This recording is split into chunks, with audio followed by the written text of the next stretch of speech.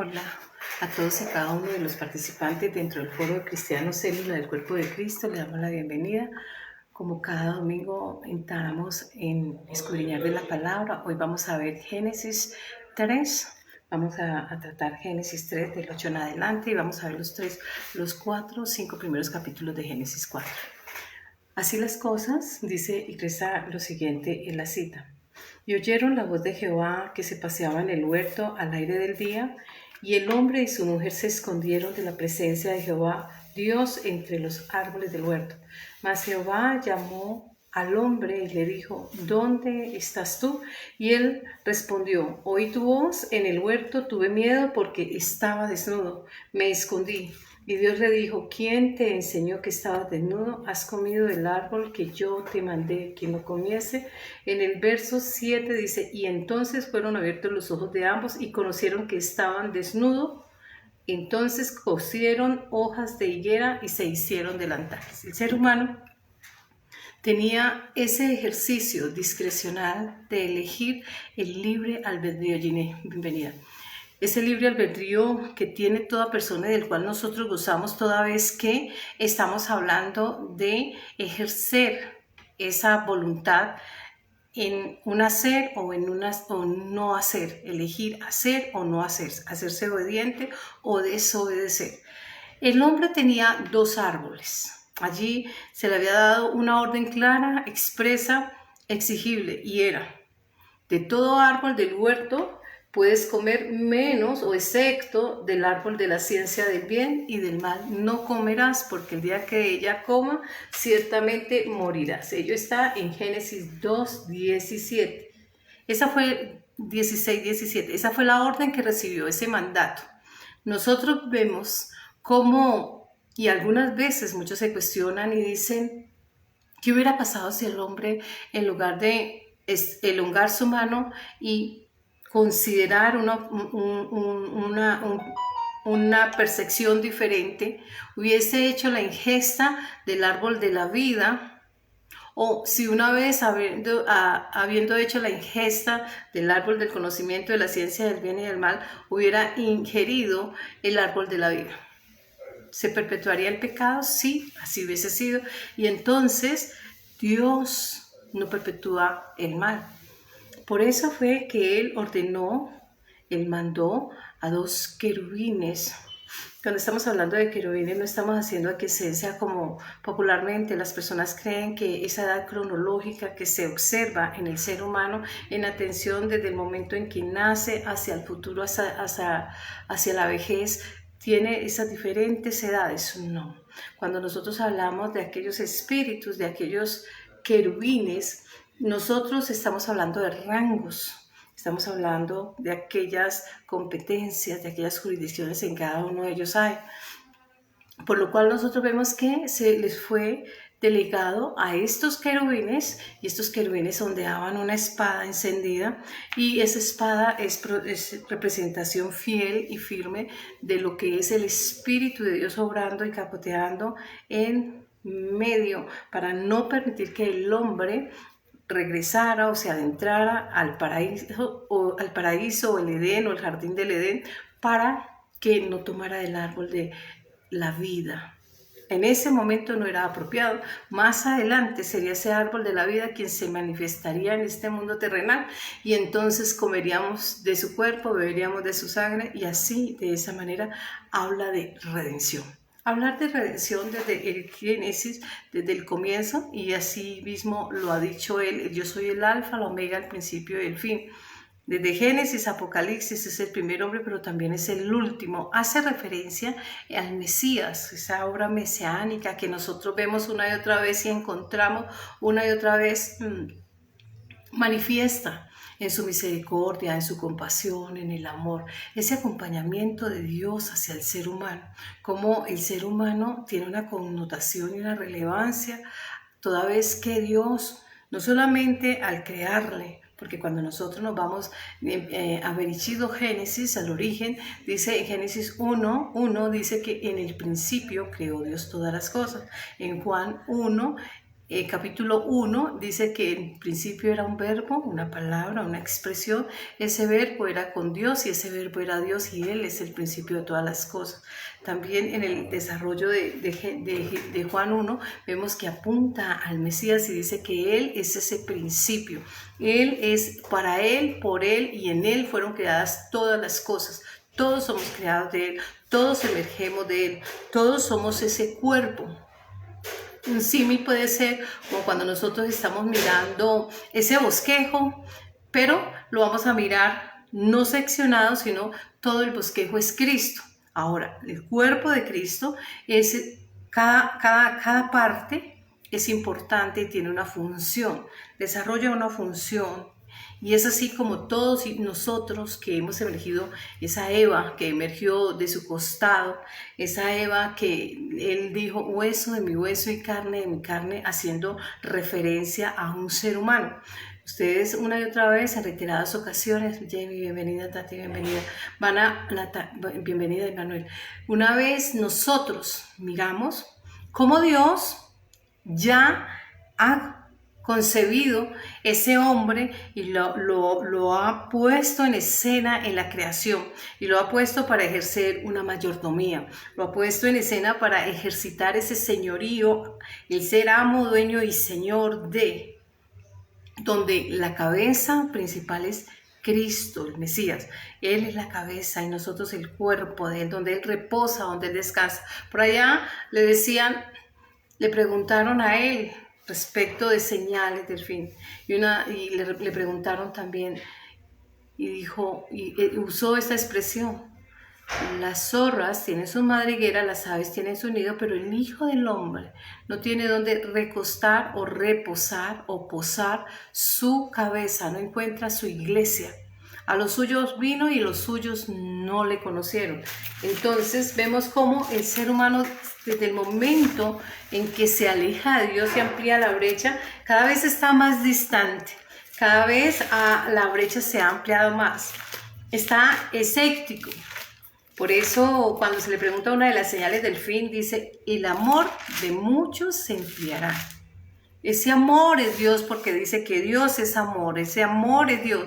Entonces ese Dios no estará en los pensamientos humanos, estará prevaleciendo y tendrá prioridad unas y otras cosas diferentes, y Dios en el último lugar. El hombre no ha querido entender la prioridad, esa prevalencia, esa dependencia que debe haber entre el Creador y su criatura, su creación.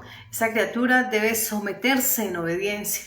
Pero vemos que en el pecado original, la puerta que se abre es la desobediencia, el desacato, el soslayar, el dejar de lado ese mandato.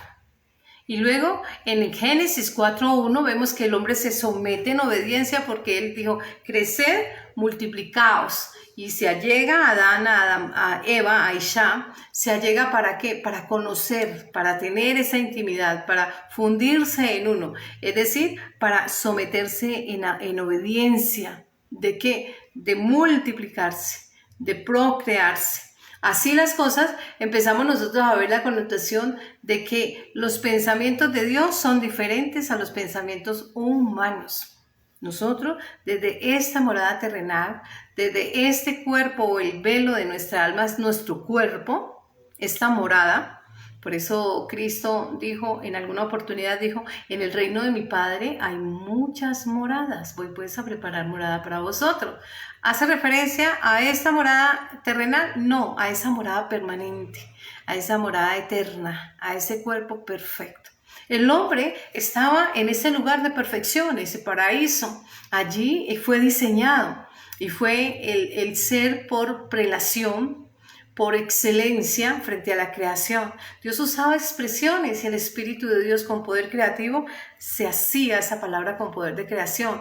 Y entonces cuando dijo, hagamos, Dios Padre, Hijo y Espíritu Santo, no que sean tres deidades, sino un Dios, pero como este lugar terrenal, este espacio terrenal no puede contener la grandeza de Dios, ni el espacio todo el universo no lo puede contener porque Él es suprauniverso, es infinito. Entonces se desprende una pequeña chispa en forma humana para redimir al hombre, porque el hombre se hizo pecador. Eva desobedeció, desacató y se dejó seducir por aquel árbol llamativo, aquel árbol cuyo fruto, cuya simiente llamaba la atención e instaba e incitaba a ingesta.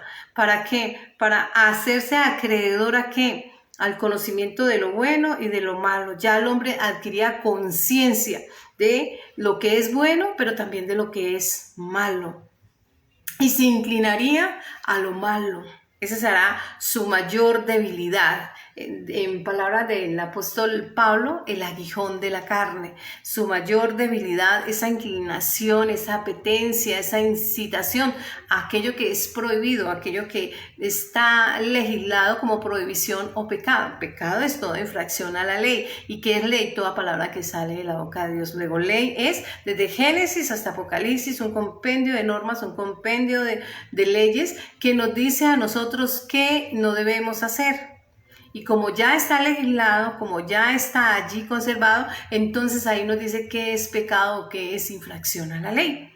Toda vez que la palabra dice que todo aquel que peca muere irremisiblemente, Adán y Eva estaban expuestos al exterminio. ¿Por qué? Porque una vez Dios le dice al ser humano, ¿dónde estás tú? ¿Dónde estás? Y el hombre se esconde. Tuvo conciencia, entró y supo, él libremente dispone de desobedecer. Ya sabe, él teje hojas de higuera. ¿Y qué pasa con este vestido? Que es un vestido temporal, es un vestido transitorio, es un vestido de creación humana. Nosotros, los seres humanos, en este mundo terrenal, no creamos. Nosotros transformamos lo que ya existe. Nosotros tomamos ideas de nuestro entorno, luego de haber observado una y otra vez, si vamos a hablar de la filosofía, observamos en nuestro entorno y miramos una y otra vez y vamos aprendiendo y vamos teniendo diferentes pensamientos a modo de praxis o experiencia y la vamos arraigando y lo vamos conceptualizando en un pensamiento. Si es un diseño de una moda, en fin, todo, pero lo que hacemos es transformar lo que ya está existente. Luego, este hombre lo que hizo fue del árbol de higuera, y nosotros vemos cuando Cristo, previo a entrar al templo de Dios, allá ese templo maravilloso, aquella maqueta que profetizaba sobre Cristo como templo de Dios, porque cuando Dios le habla al rey David, tú no me edificarás o no me levantarás o erigirás templo, no estaba haciendo aquiescencia a Salomón, no estaba haciendo aquiescencia a los otros hijos que él tuvo. No, refería a Jesucristo. En ese linaje, del linaje de David, vendría un hijo de él hacia el futuro, Cristo, el Mesías, construiría, erigiría templo santo, templo idóneo, templo apto, para que la gloria de Dios, la presencia de Dios llegara a él.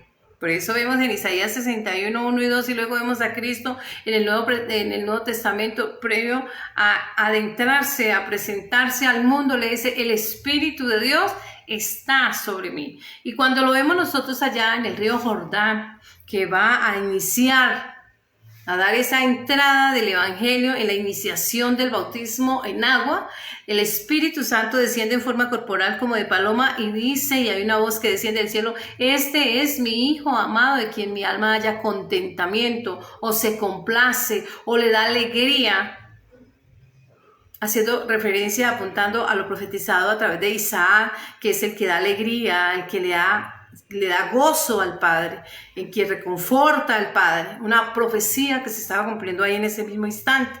Así las cosas, nosotros empezamos a ver que este compendio de profecía desde Génesis 3 no es otra cosa que hablarnos de redención. El hombre pues tejió un delantal de higuera. Higuera hace referencia a Israel, a la iglesia como tal, ese Israel espiritual que ha sido redimido por sangre humana, no de corderos, de carneros, ni de animales, porque dice el profeta que ya no quisiste sangre de animales, de corderos, ni demás, sino esta vez sangre sublime, excelsa, pura, sangre que es capaz de borrar toda transgresión de la humanidad, desde el principio hasta el fin, porque es imperecedera. Se perpetúa ese acto para siempre. Él es ese Cordero de Dios, profetizado ahí en Abraham, frente a su hijo Isaac, porque se le había pedido, el Creador le había pedido que sacrificara a su hijo, a su primogénito, en Sara. Y entonces, ¿qué sucedió? Que él no le negó su hijo, por allá en Génesis 22, ustedes van a ir van a leer todo el capítulo, pero vamos a ir al 8 y al 10, donde del 8 al 10 nos van a narrar, y la narrativa consta en que una vez él estaba dispuesto a sacrificar, el mismo Isaac le dice, están todos los elementos para el sacrificio. Sin embargo, no hay cordero, porque era costumbre, los usos y las costumbres para hacer ese altar era colocar un cordero, un carnero allí, perfecto, sin arrugas, sin manchas, sin defecto. No obstante, Isaac no veía, llevaba todos los elementos, pero no veía, hasta que él se percató que la ofrenda era él. Sin embargo, una vez iba a extender la mano sobre su hijo, no extiendas las manos contra tu hijo, y al mirar al costado, a la derecha de Dios es Cristo, a la derecha, allí había un carnero enredado en un zarzal, representación de Cristo hacia el futuro de redención. Y fue colocado en vez de Isaac, y se llamó ese lugar Dios proveerá, Jireh. Así empezamos a ver que hay un plan de redención que se ha gestado no al azar. No está gestado al azar, sino que Dios es un Dios de causa, no de casualidad, sino de causa. Y la causa es la redención. La causa es no dejar huérfano al hombre. La causa es hacer que el hombre retorne a Él a través del arrepentimiento puro, del arrepentimiento innato, de un arrepentimiento válido, real. No de labios, porque vemos que una y otra vez dice que este pueblo de labios me honra, mas su corazón está lejos. No, un arrepentimiento real, porque ha entendido, porque ha comprendido, porque ve que es criatura frente a su Creador, porque la vasija no le dice a su Creador, ¿qué haces? ¿O por qué me haces esto? Dice por allá en Romanos. La razón es que nosotros somos esas vasijas y Él es ese alfarero. Por allá ustedes con más tiempo van a mirar en Jeremías 18 y van a ver ese proceso en la ruleta de la vida y cómo ese alfarero y esa ruleta de la vida va a girar diferente de uno a otro, porque cada persona es única, irrepetible, cada una de ellas es única en todo lo que hace y hay un plan trazado distinto el uno del otro. Y como si esa vasija se cae, cómo vuelve y erige una nueva vasija para hablar de redención, para hablar de perdón, para hablar de obediencia, de amor, de compasión, de misericordia. Así las cosas, es menester nosotros saber reconocer de que estamos frente a un Dios que es compasivo. La sabiduría popular, pero también la sabiduría entre Dios, esto es la palabra, dice que Dios ama, Dios es perfecto, Él es perfecto y Él ama la perfección. Todo lo hizo bueno, ustedes van a mirar en esas 10 expresiones que hay en Génesis 1, y entonces cada vez que Él se creaba el día, la noche, las lumbreras y demás, luego Él hacía una valoración y decía, es bueno, es perfecto. Así las cosas, nosotros empezamos a observar la importancia de saber de que Dios es perfecto y como tal, no aceptará ni acepta lo imperfecto. Entonces ustedes me dirán, pero Ana Beatriz, el hombre es imperfecto por el pecado, ¿sí? Pero él parte de la perfección, por eso estaba en el paraíso. Era perfecto y tenía común unión, una intimidad plena, tenía un vínculo y había trabado un enlace fuerte con Dios. por su perfección, pero elige en el ejercicio del libre albedrío, elige de modo voluntario, pero consciente, desobedecer. Y esto lo hace infractor a la ley o pecador. Y como consecuencia de esto, ustedes lo van a ver en Génesis 3, lo expulsan desde el verso 22 en adelante hasta el 24. Es expulsado del paraíso. Expulsar. Es un término muy relacionado, legaresh, divorcio, sacar a la fuerza, divorciarse de Dios. ¿Por qué? Porque el pecado amplía, divide, separa, corta ese umbilical, esa comunión con Dios.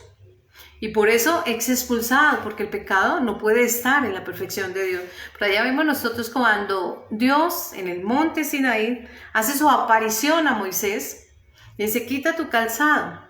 Un calzado es sinónimo o indicador o infiere el pecado que tiene toda la persona en el trasegar de su vida.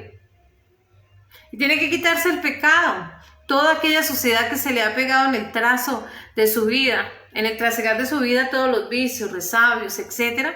Dice: quita tu calzado, porque el lugar que pisas es santo.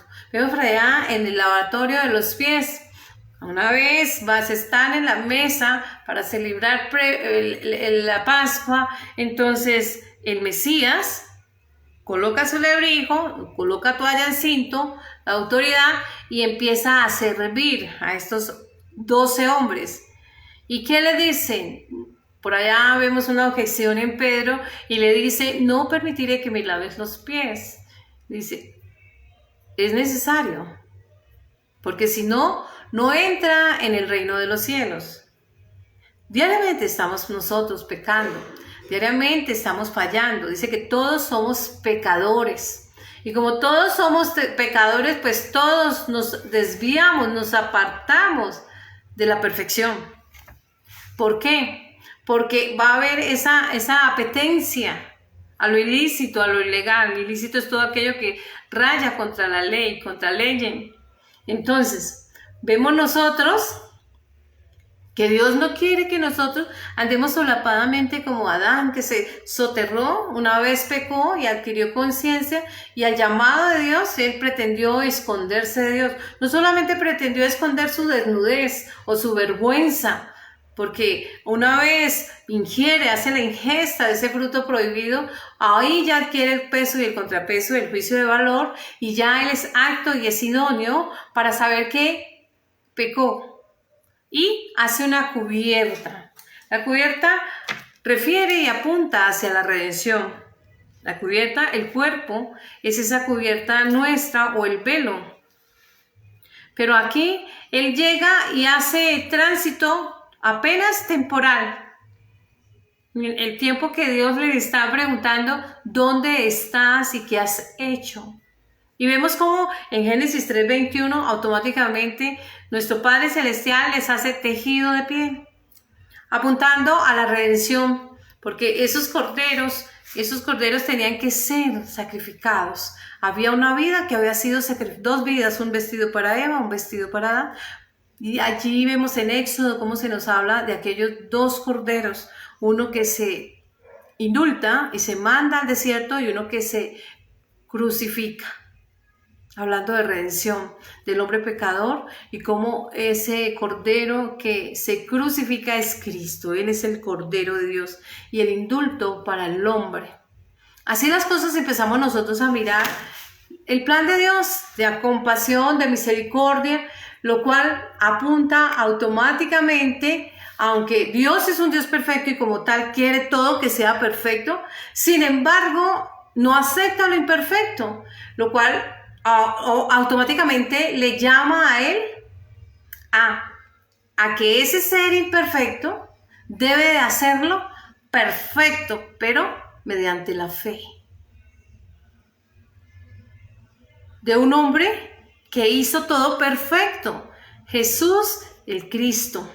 Ese hombre hizo todo perfecto porque dice que se hizo obediente hasta la muerte y muerte de cruz.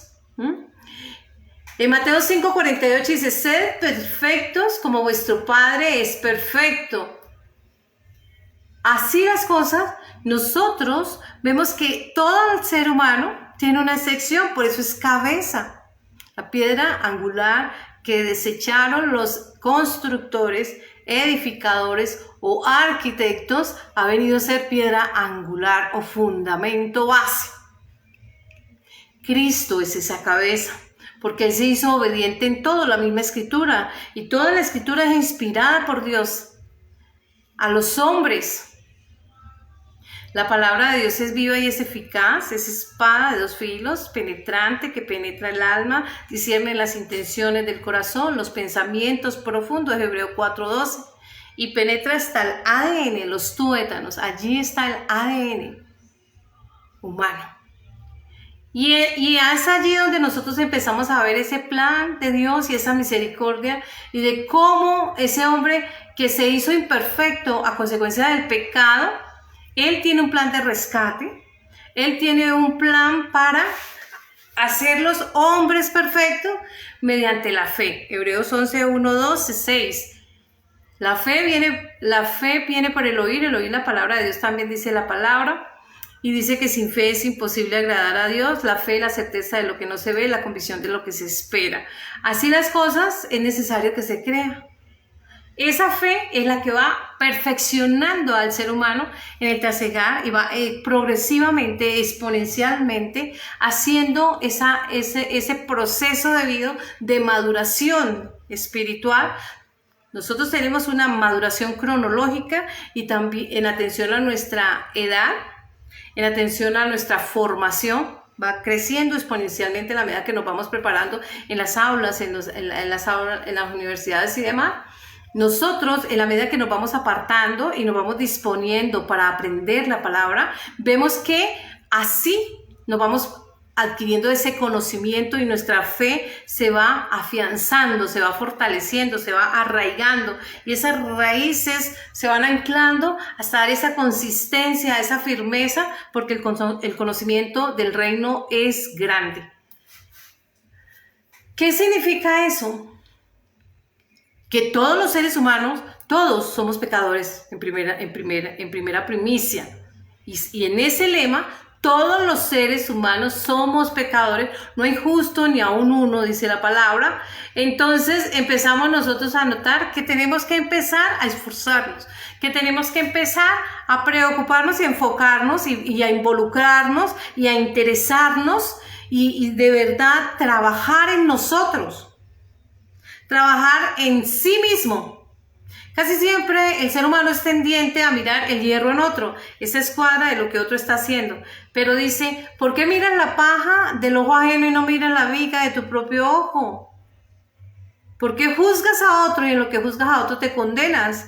Porque esa es esa inclinación hacia lo no apropiado, lo inapropiado, lo inadecuado. Sin embargo, nosotros vemos que Dios siempre nos va a llamar a nosotros a esa perfección, a ir a esa transformación, a ese cambio exponencial, a esa metamorfosis llamada, y permítanme usar ese término en la esfera espiritual, que de larva vaya y sea esa gran mariposa que ondea y surca aquellos aires para exponer su belleza en todo su esplendor, pero previo ha sufrido y ha tenido dolor, ha tenido duelo, ha tenido todo un tiempo, ha tenido y ha pasado y ha vencido muchas inclemencias, ha vencido muchas imperfecciones, ha pasado de oruga a aquella majestuosidad, de aquel colorido, de aquel ser tan maravilloso y majestuoso. Eso sucede en la esfera espiritual, en la vida humana.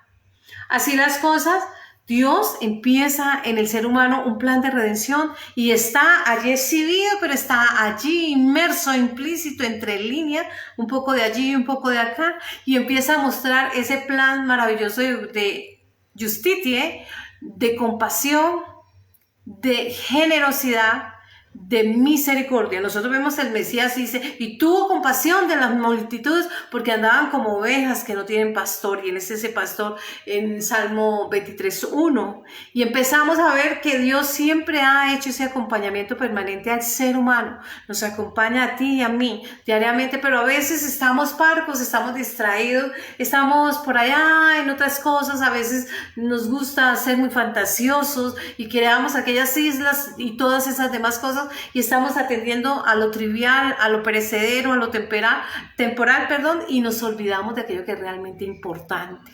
La vida espiritual, porque esta es una etapa de la vida del ser humano. Hay un antes, un pre, una antítesis, hay una ahora y hay un después. Esas etapas hacen parte del ser humano. El ser humano es muy tendiente únicamente, como lo dice el apóstol Tomás, si yo no meto mi mano en tu llaga, y mi dedo en tu llaga y mi mano en tu costado, corroborar. Somos muy dados a dudar, somos muy dados a cuestionar, somos muy dados a desconocer la obra de Dios, porque así de arrogantes y de soberbios somos, es el pecado original, porque el ser humano comete y falla, es lo mismo que aquel ser poderoso que es espiritual y que ostentaba ese cargo de autoridad frente a las miriadas de ángeles y que era la perfección. Ustedes lo van a leer con más tiempo en Ezequiel 28 e Isaías 14.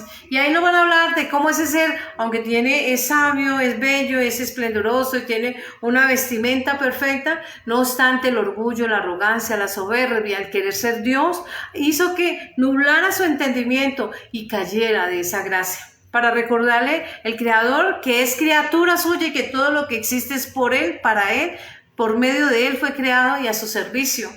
Y así empezar a las cosas a colocarse en su sitio.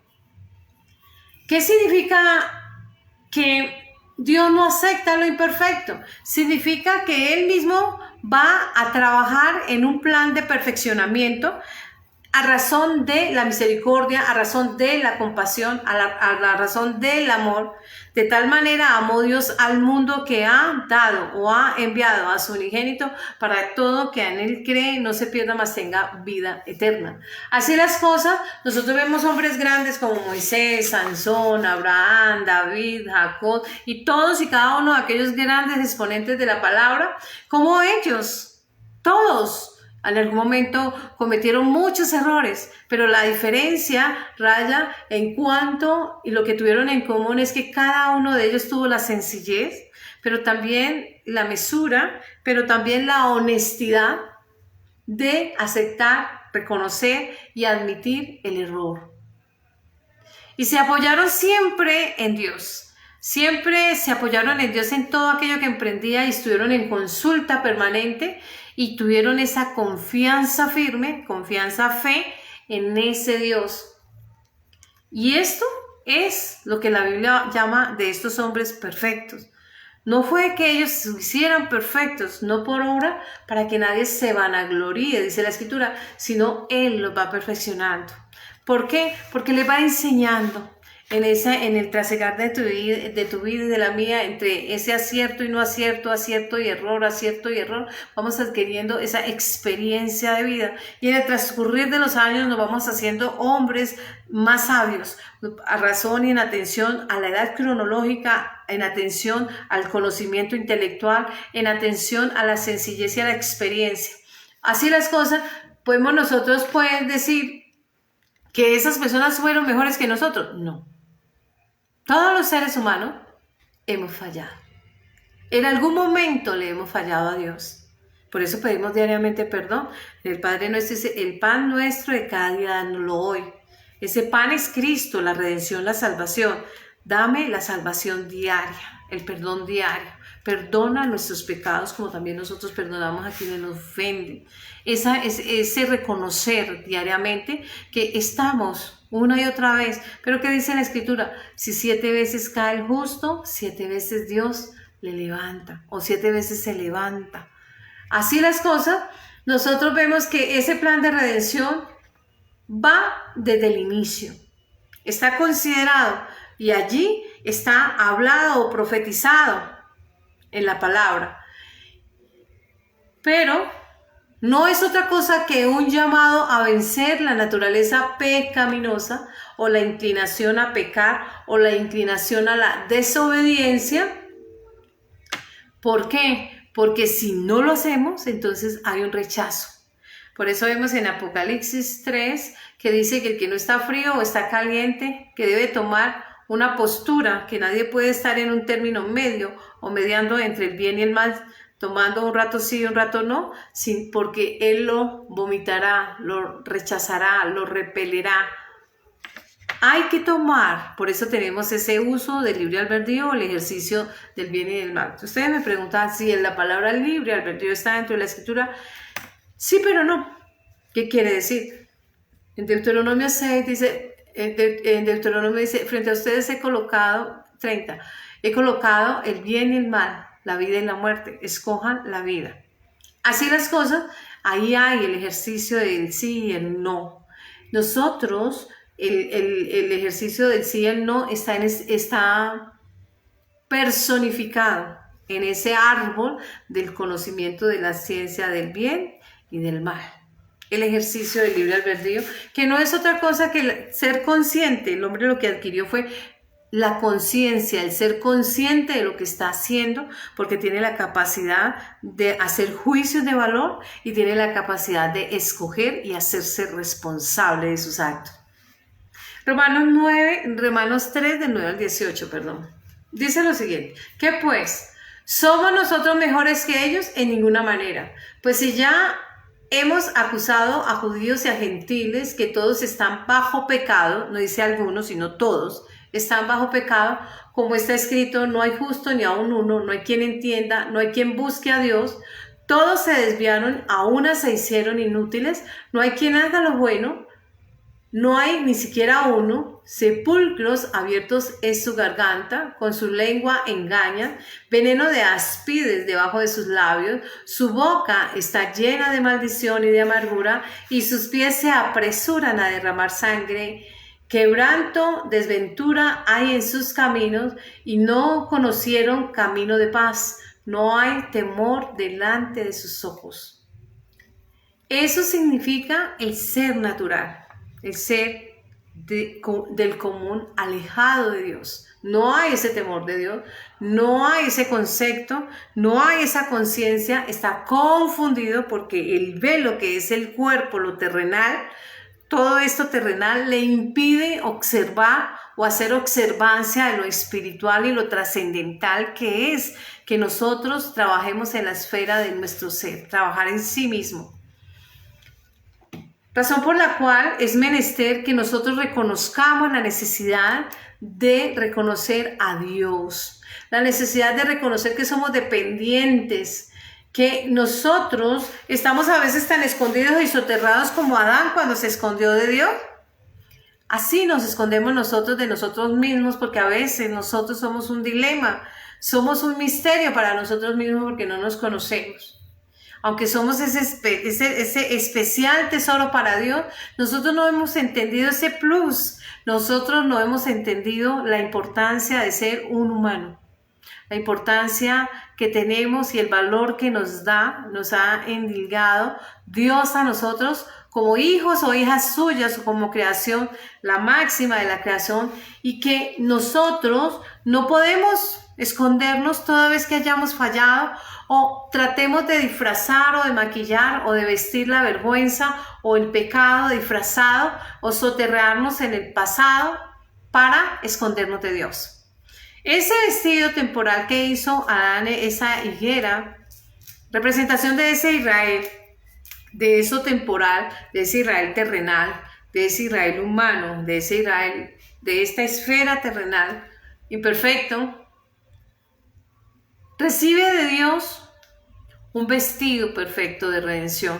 Recibe de Dios un vestido que le va a alcanzar no solamente para el mundo terrenal, sino también para el mundo venidero, porque le abraza y hace que alcance nuevamente la inmortalidad.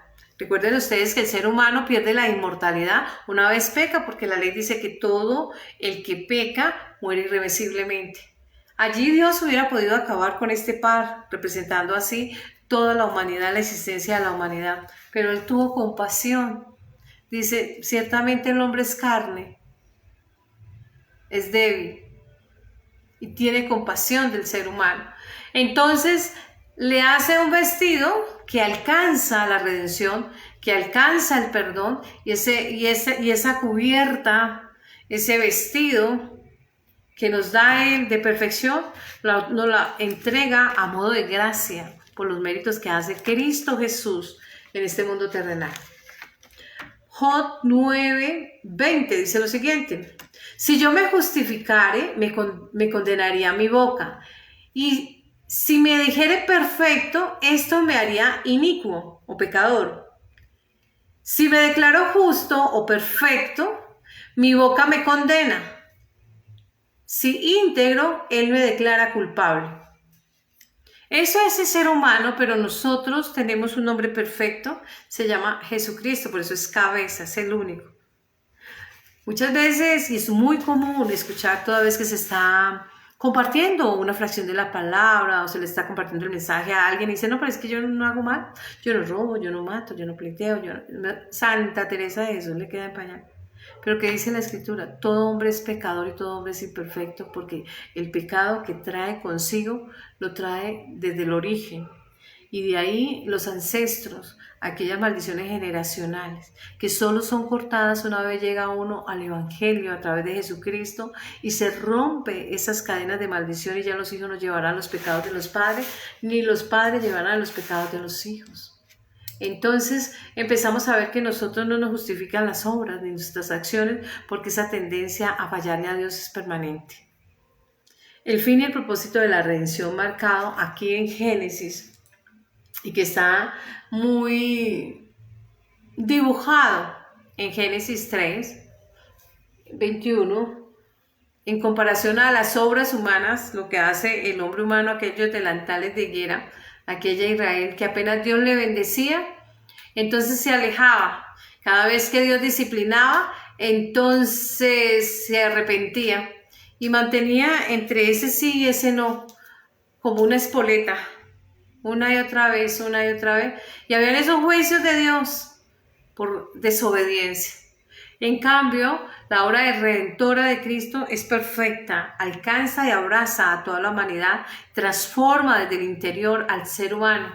La concepción del hombre cambia en la medida que se va adentrando en el navegar de cada promesa, de ese cúmulo de promesas. Por eso se llama tierra prometida, porque es una tierra espiritual que radica, que se fundamenta en la promesa de Dios a la humanidad. Salmo 101:1-6 reza lo siguiente: entenderé el camino de la perfección. Cuando vengas a mí en la integridad de mi corazón, andaré en medio de mi casa, no pondré delante de mis ojos cosa injusta, aborrezco la obra de los que se desvían, ninguno de ellos se acercan a mí, corazón perverso se apartará de mí, no conoceré al malvado, al que solapadamente infama a su prójimo yo le destruiré, no sufriré al de ojos altaneros, de corazón vanidoso. Mis ojos pondré en los fieles de la tierra, para que estén conmigo. El que ande en el camino de la perfección, éste me servirá. Esa es la promesa, está hablando Cristo en primera persona. ¿Y qué está hablando? Dice que el camino de la perfección es Cristo, y que a Él no se va a acercar ni el altanero, ni el altivo, ni el injusto, ni el soterrado, ni el pecador. ¿Por qué? Porque lo destruirá. En aquel momento donde Adán y Eva se presentan a Dios y se esconden de Dios, temían. ¿Por qué se escondieron? Porque sabía que todo el que peca muere irremisiblemente. Ahí en Génesis 2, verso 16, le está diciendo que 17 le está diciendo, mas el día que de él comieres morirás. Y él sabía que se hizo acreedor a esa sentencia. Sabía que no podía estar frente a Dios así, en desnudez o en vergüenza o en pecado. ¿Por qué? Moriría. Por lo cual hizo del mismo árbol en donde estaba, que consumió, le sedujo, le llamó a la desobediencia, le incitó al pecado. Ahí hizo un delantal provisional, transitorio, temporal, que solamente le alcanzaba mientras estaba escuchando ese juicio. Pero Dios tuvo compasión y le extendió y le hizo él mismo le confeccionó un traje de piel, Génesis 3:21, apuntando a ese sacrificio de sangre. Ese hombre hizo un traje y él no sacrificó porque él está en la tierra, en lo terrenal. Lo único que él tenía en él era aquel árbol de higuera. No hubo un sacrificio humano, fue un sacrificio trivial, banal. Ahora bien, Cristo es ese sacrificio, sangre preciosísima, valiosísima, imperecedera.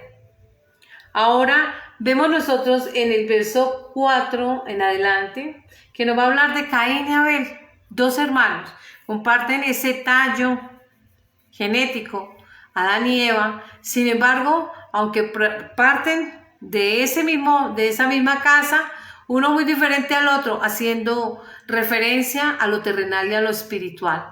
El hombre terrenal dice que Caín, aquel que Eva dijo, he adquirido varón de la mano de Dios, no sola, no porque soy fértil, sino el dador de vida.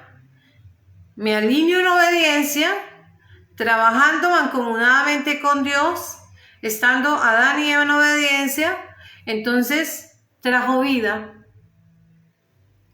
En ese tiempo no hay ecografías, ni en tercer nada, pero esta mujer sabe y está profetizando hacia el futuro de un nuevo ser, pero también está diciendo que es varón. Es decir, está profetizando, apuntando hacia el futuro.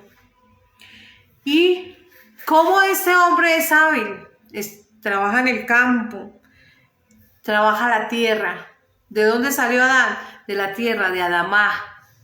Experto, conocedor de la tierra, de los atributos. A él se le indicó el trabajo de ella, labrar, trabajar, hacerla producir, hacerla fructífera. Y vemos a Abel, pero él tiene otra actividad diferente. Experto en rebaño, experto en cuidar, en proteger, en escuchar la voz de cada una de ellas. Y ellas conocen su voz y él las conoce a ellas.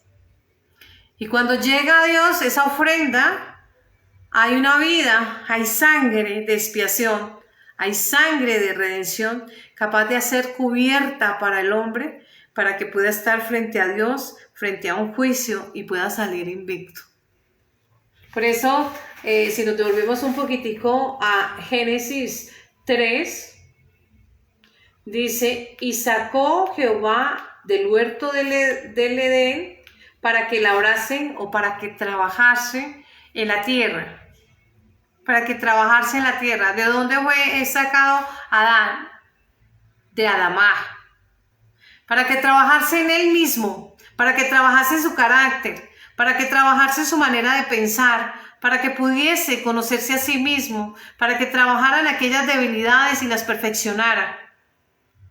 Para eso fue expulsado y fue colocado en este mundo terrenal, para trabajar en sí mismo.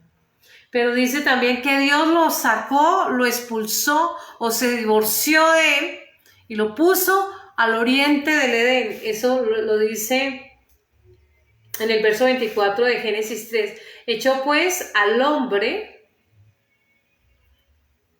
y lo puso al oriente del huerto del Edén. Es decir, Dios puso al hombre al oriente de ese jardín. Y eso indica juicio. El hombre va encaminado hacia el juicio de Dios en algún momento. Ahora, tiene que trabajar en él para poder enfrentar ese juicio de Dios. Y va a trabajar en sí mismo. Diría en palabras mías, y me disculpan ustedes, tiene que darse la pela en sí mismo y trabajar en aquellas debilidades, en aquellos resabios, en aquellos vicios, en aquello que lo aleja y lo aparta de Dios. Pero no lo puede hacer solo. Eva da ese referente, dice, he adquirido de la mano de Dios. Es decir, Me he tomado, me he agarrado de la mano de Dios y Él ha hecho posible la vida. Él inyecta vida. Y la mano de Dios es Cristo.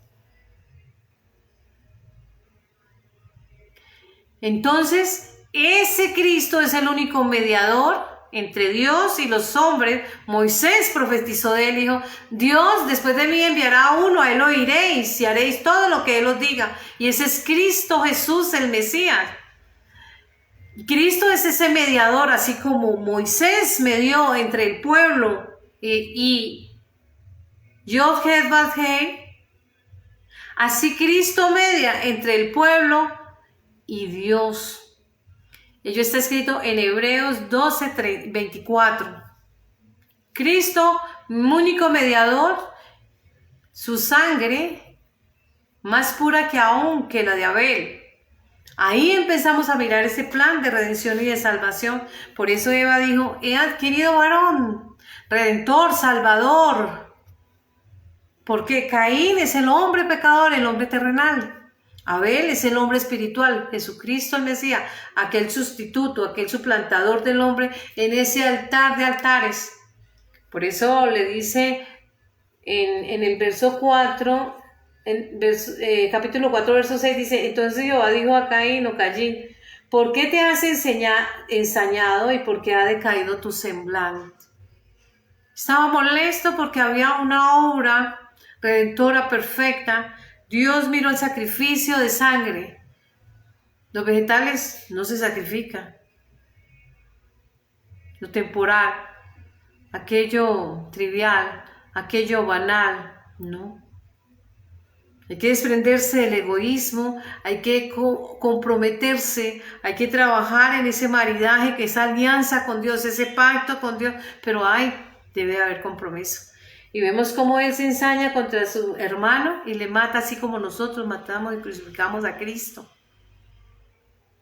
Porque él es ese cordero por la redención de nuestros pecados, una sangre que habla mejor que la de Abel. Así las cosas empezamos nosotros a mirar ese plan de redención y de salvación, el propósito de Dios de tomar vidas imperfectas para volverlas aceptables, aprobadas, aptas, idóneas ante sus ojos. Y eso solamente se va a conseguir a través del sacrificio de un cordero perfecto.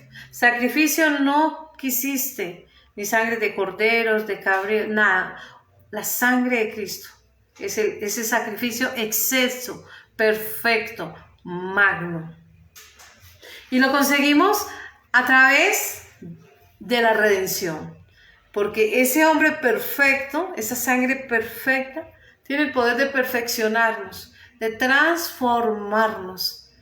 Por allá se le dijo a Nicodemo en Juan 3, un estudioso, erudito de la ley, hombre muy versado tradicionalmente, consuetudinariamente. Sus ancestros venían con esa tradición oral de la palabra y le enseñaban una y otra vez. Sin embargo, le dijo, tendrás que renacer. Y él desde su mente terrenal no podía concebir cómo un ser humano ya nacido pudiera otra vez introducirse en el vientre materno para tener un nuevo nacimiento. Dijo, no, lo que nace de la carne es terrenal, pero lo que nace del espíritu es espiritual. Hacer pues vivir lo espiritual. Anteponga lo espiritual sobre lo terrenal y someta lo terrenal a lo espiritual. No que la naturaleza terrenal sea aquella que se imponga ante lo espiritual, porque allí estaríamos actuando inapropiadamente. Esa causa del pecado que Eva y Adán ocasionaron y que no solamente tiene una implicación en ellos, sino en toda la humanidad, porque trasciende a toda la humanidad representada en Eva y en Adán. Entonces, lo que está indicando es que ellos no quisieron aceptar a Dios como su Señor y confraternizaron con el pecado en lugar de simpatizar con Dios, en lugar de llegar y tener ese vínculo, esa comunión y tener ese vínculo perfecto de Dios y nosotros. ¿Por qué? Porque no querían tener una relación con Dios, querían hacer su voluntad y hacerse como dioses. Y si bien es cierto, nosotros somos semejantes a Dios y gozamos de la semejanza o de ese parecido, no es menos cierto que nosotros somos criatura y Él es el creador y siempre lo será. Si bien es cierto, Dios es un Dios amoroso, compasivo, misericordioso, si bien es cierto que tiene un plan de salvación, no te obliga. No obliga al ser humano. Frente a ustedes he colocado la vida, la muerte, el bien y el mal. Escojan la vida y viviréis. Le da esa libertad, el ejercicio de las libertades, para que el ser humano opte. Todos nacemos en ese camino amplio, en ese camino que no nos condiciona. Porque el ser humano es rebelde por naturaleza. Pero en algún momento vamos a encontrar esa disyuntiva y esa opcional, esa puerta angosta que nos pone en cintura. Muchos se embotellan ahí y no pueden seguir. Pero otros van a encontrar ese fluido y van a trasegar en esa vía. Y van a encontrar que ese camino es misericordioso, ese camino es compasivo, que es difícil, porque dice la Escritura que el Evangelio es para valientes, no para cobardes. Pero nos enseña a nosotros a ser diestros, hábiles, hombres de batalla. Por eso nos da una armadura espiritual. Y en Efesios 6 nos habla de esa armadura espiritual, de esa coraza de justicia, el yelmo de salvación, del calzado del Evangelio, del cinturón de la autoridad, etc. Y nosotros empezamos a ver que esa armadura, lo que tenemos que aprender es a usarla. Por allá mirábamos al rey David, prototipo de Cristo hacia el futuro, que lo primero que hizo Saúl fue darle una armadura terrenal de aquellos hombres que forjaban y formaban parte de su ejército, de su pie de fuerza en su gobierno, pero que estos hombres no aprendían de la noche a la mañana a llevar el peso de cada una de esta armadura en hierro. Muestra del comportamiento humano, de la dura cerviz, de la dureza de corazón, de la obstinación, de la terquedad, de la necedad, de la arrogancia, de la prepotencia, de la soberbia. Y dice que una vez él tiene esa vestimenta, él dice, no, quíteme esto porque yo no me puedo mover con ello. No soy hábil. La destreza yo la adquirí en otro campo, diferente a ese campo terrenal humano, donde se están ejercitando una y otra vez durante mucho tiempo, donde se están ejercitando las diferentes estrategias humanas, en los diferentes argumentos humanos, donde se están escondiendo, se están acomodando en sus diferentes estados de confort, pero yo no puedo trabajar allí. Yo me formé tras un rebaño. Nadie daba un peso por mí, ni siquiera mi papá, mis hermanos, porque mis hermanos, cuando mi papá me enviaba allá a ese gobierno donde estaba el rey Saúl y allá en esos lugares donde ellos estaban recluidos para ser adiestrados y estaban formando, allí ellos me menospreciaban. ¿A qué vienes? A ver qué es lo que estamos haciendo y ir a decir, o qué es lo que pretendes. Él dijo, yo me entrené lejos de los hombres, pero sí tras un rebaño que aparentemente es sencillo, es manso, pero también allí se aprenden todas las estrategias porque el terreno es hostil, las adversidades, los animales, el tiempo, la enfermedad, el caos, la incertidumbre, demás. Me enseñaron las estrategias para vencer ese Goliat. Y le dice, tú vienes contra mí incircunciso, mas yo voy contra ti en el nombre de Yod-Heh-Vav-Heh, el Dios de los ejércitos, de los escuadrones de los cielos, del mundo espiritual, pero también el Dios del mundo terrenal. Todo existe y subsiste por medio de Él y para Él. Dice, y Él te entregará, no yo te venceré, no. Él te entregará en mi mano, y una vez te entregue en mi mano, yo te venzo con la autoridad. Y cortaré tu cabeza. Porque la simiente, la serpiente se corta por la cabeza y toda la tierra sabrá que hay Dios en Israel. Castigo y consecuencia, pero obediencia y consecuencia de la obediencia también se habla.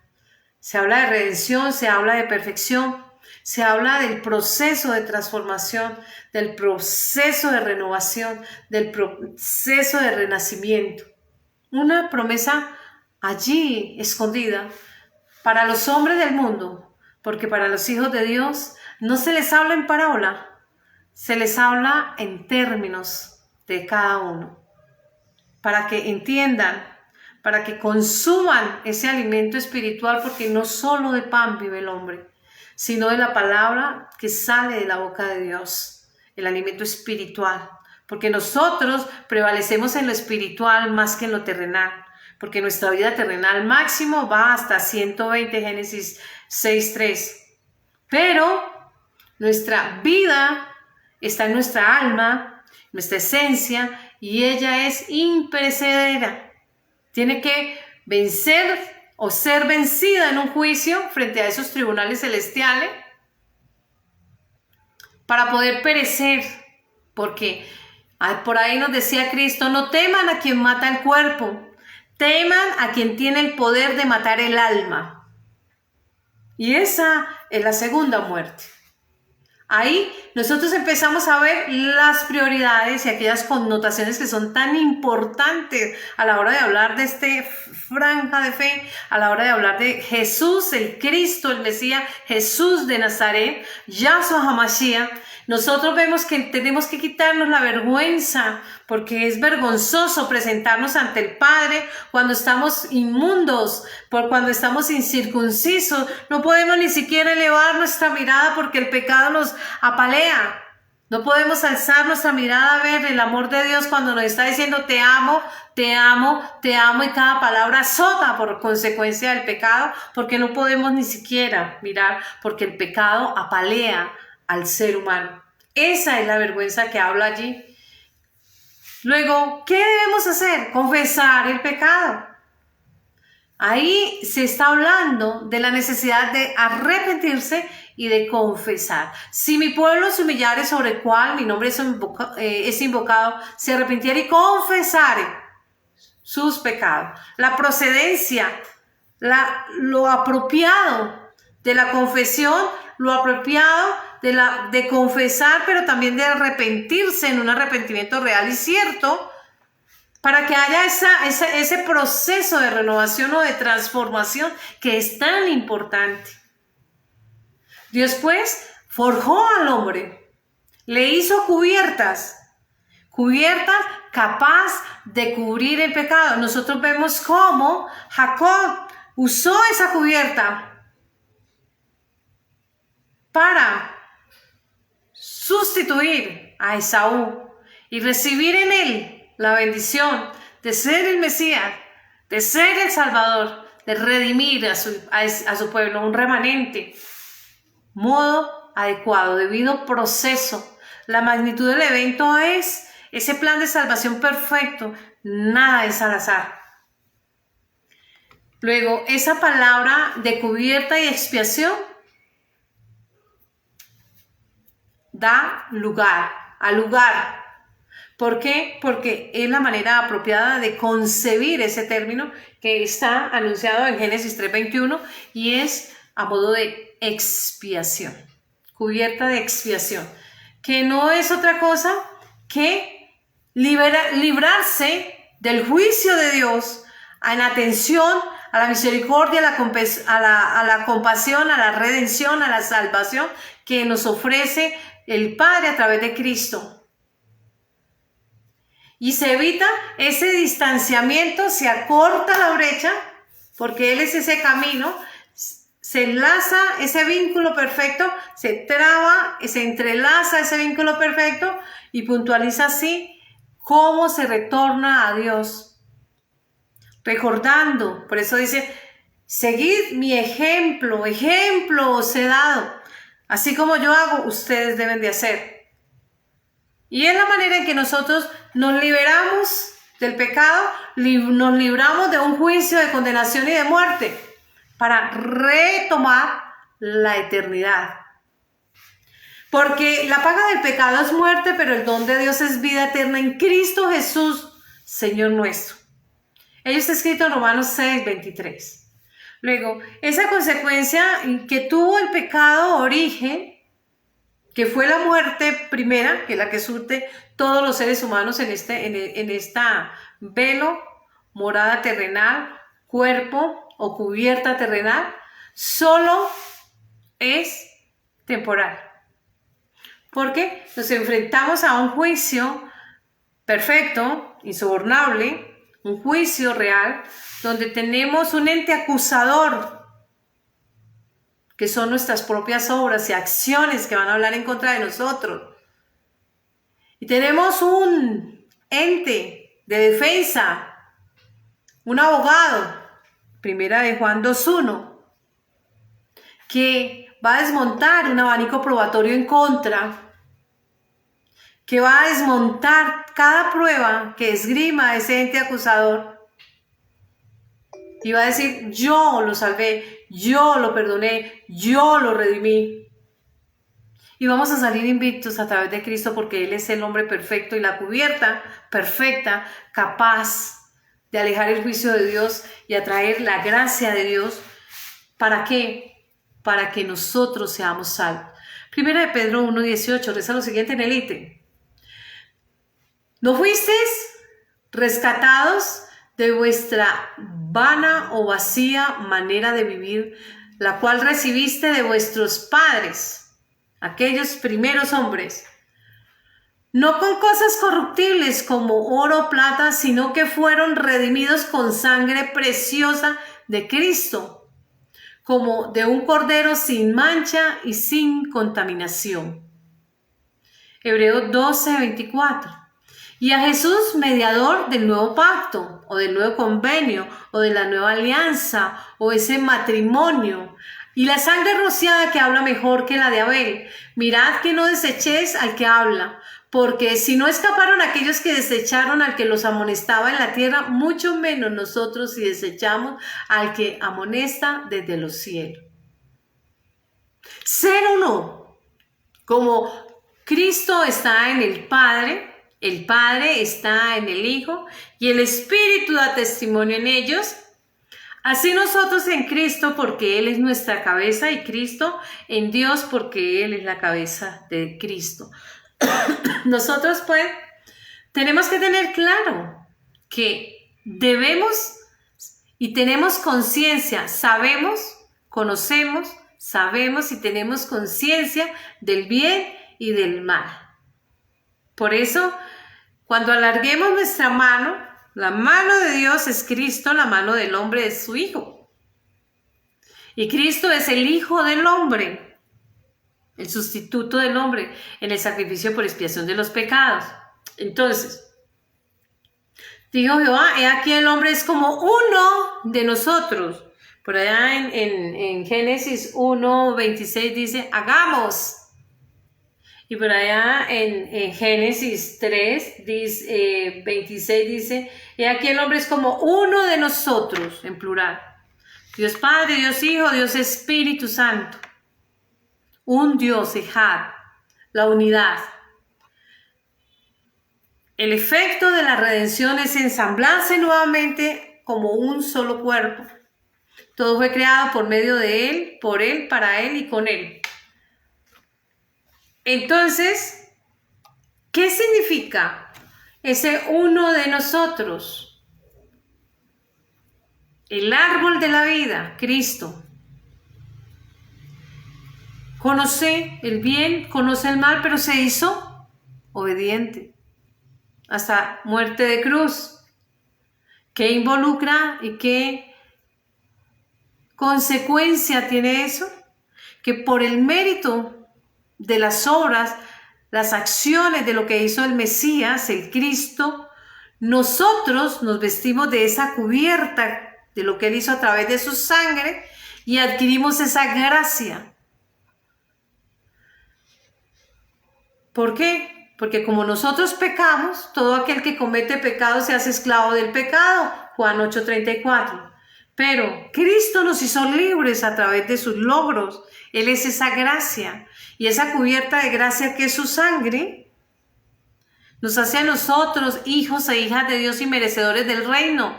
No por obra, para que nadie se vanagloríe.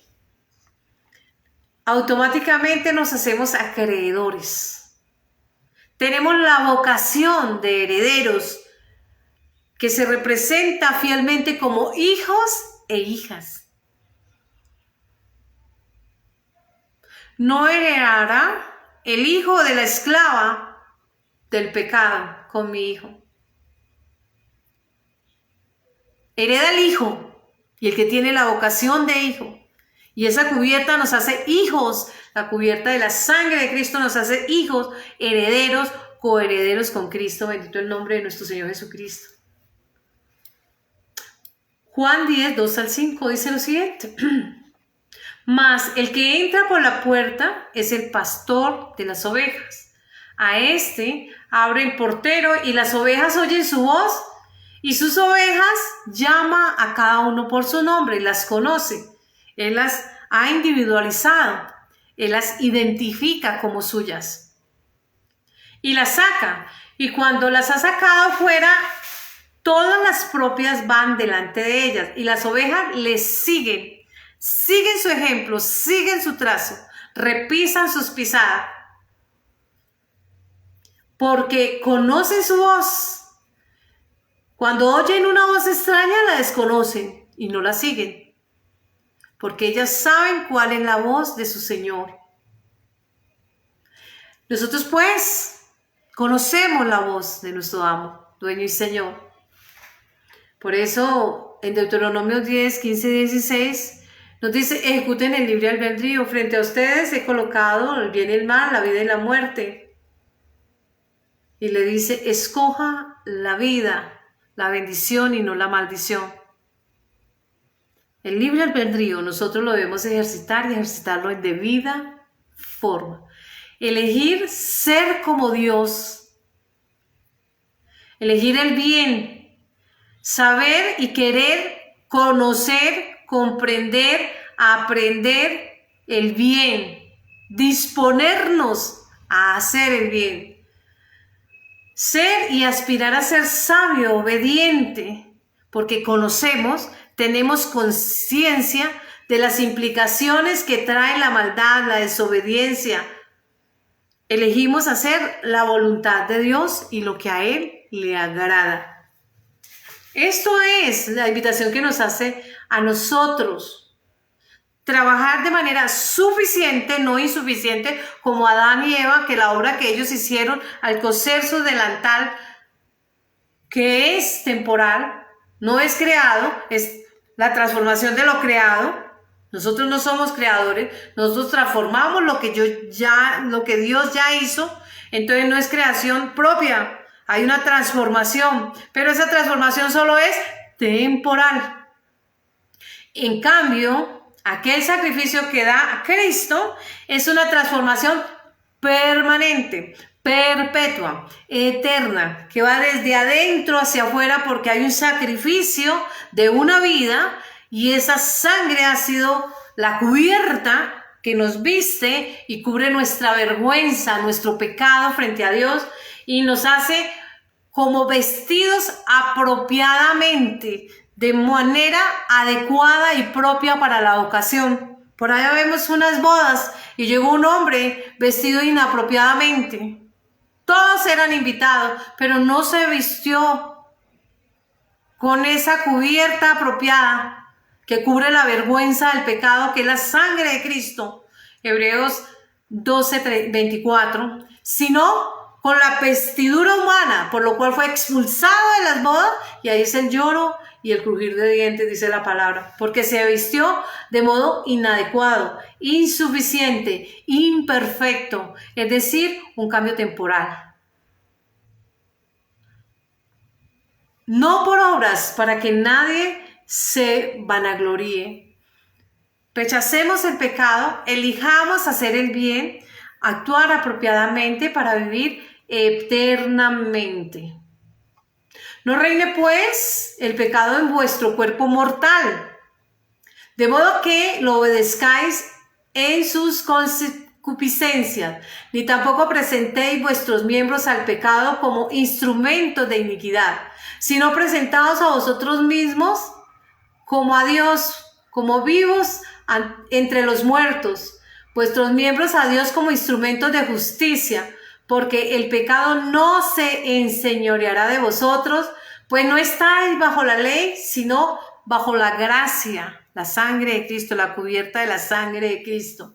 En ninguna manera, ¿no sabéis que si os sometéis a alguien como esclavos para obedecerle, sois esclavos de aquel a quien obedecéis, sea del pecado para muerte o sea obediencia para justicia? Pero gracias a Dios que aunque erais esclavos del pecado, habéis obedecido de corazón a aquella forma de doctrina de la cual fuiste entregados, y libertados del pecado viniste a ser siervos de justicia. Hablo como humano por vuestra humana debilidad, que así como para iniquidad presentaste vuestros miembros para servir a la inmundicia e iniquidad, así ahora para la santificación presentad vuestros miembros para servir a la justicia, porque cuando eras esclavos del pecado, eras libre acerca de la justicia. Pero, ¿qué fruto teníais de aquellas cosas de las cuales ahora os avergonzáis? Porque el fin de ellas es muerte. Mas ahora que os habéis sido libertados del pecado y hechos siervos de Dios, tenéis por vuestro fruto la santificación, como fin la vida eterna, porque la paga de pecado es muerte, mas la dádiva de Dios es vida eterna en Jesús, Señor nuestro. Romanos 6, 9 al 23. Esto refleja el carácter de Dios. Esto manifiesta la gloria de Dios, la gracia de Dios, el amor de Dios hacia nosotros, y nos insta a labrar la tierra, a trabajar en sí mismo, a trabajar en cada uno de nosotros, sea hombre o sea mujer. Trabaje en sí mismo y tome conciencia, quite esa tendencia a pecar, confróntese a sí mismo y logre retornar a ese jardín de la perfección, logre tornar a la provisión de Dios, logre tornar a sí mismo, pero de manera perfecta, logrando vencer desde lo terrenal, aquí en este mundo terrenal, vencer toda inmundicia, todo pecado, lo corporal, y imponer lo espiritual, la obediencia, el acatamiento. Lidiar consigo mismo debe ser la tarea, pues, desde este momento. Trabajar en nuestra propia existencia, trabajar en cada uno de nosotros. ¿Para qué? Para que volvamos a tornar a Dios como ese hijo pródigo. Esa es la enseñanza de hoy. Les bendigo en el nombre de nuestro Señor Jesucristo. Bendigo a todos y a cada uno. Agradecemos y entregamos este servicio. Bendito Padre Celestial, amado Dios, amado Padre, en el nombre de nuestro Señor Jesucristo, mediante el poder, la manifestación, el acompañamiento de tu Santo Espíritu, te damos gracias por aquella palabra que has colocado en nuestras bocas, en nuestro paladar, en nuestra lengua, Señor, para hablar el Evangelio con denuedo, porque tú eres nuestro Maestro, el Rabí. Nuestro Rabí, Señor, eres tú.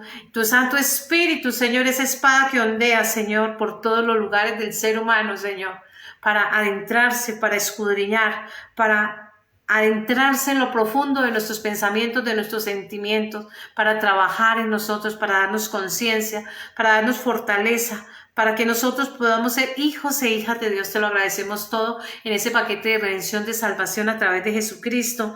Gracias por todo lo que has hecho, por derramar tu sangre. Bebemos tu sangre, comemos tu cuerpo, Señor. Séllanos con tu Santo Espíritu para la gloria de nuestro Elohim. Gracias, Señor, en Cristo Jesús. Amén, amén, amén. Feliz domingo para todos.